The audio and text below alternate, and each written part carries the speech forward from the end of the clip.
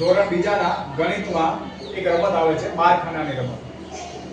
ત્રીજા પાઠમાં આવે છે.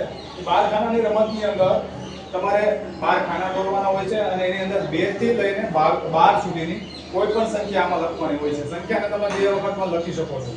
આ સંખ્યા લખાઈ જાય પછી શું કરવાનું છે? તો પછી પાસા લેવાના છે. 2 પાસા લેવાના છે અને 2 પાસાની મદદથી ચેક કરવાનું છે કે કોને કોને સંખ્યા અંદર આવે છે. જેમ કે કોઈ પણ સંખ્યા લઈ શકાય, 2 વાર લેવી તો લઈ શકાય. હવે પાસા મદદથી પાસો ફેંકવાનો છે. કેટલા આયા એ જોવાના છે. 5 અને 4 9 આયા. તો જ્યારે 9 આવ્યા છે તો જેટલી વખત 9 લખેલા છે એને ચોકડી મારવાની છે. આવી રીતે સૌથી પહેલા કોના ખાનામાં ચોકડી થઈ જાય છે, બધા ખાના કોને પૂરા થઈ જાય છે એ રમત રમવાની છે. જેને સૌથી પહેલા ખાના પૂરા થઈ જાય એ વિજેતા જાહેર થાય. તો તૈયાર છો તમે બધા? ચલો આ રમતને આપણે શરૂ કરીએ. મોટેથી બોલો. 5 6 7 8. મોટી ચોકડી કર. બસ. મોટેથી બોલો. 6 7 ખાલી 7. તો પછી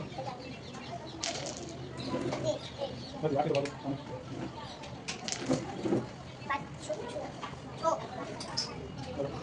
6 તારા 2 વધે ને?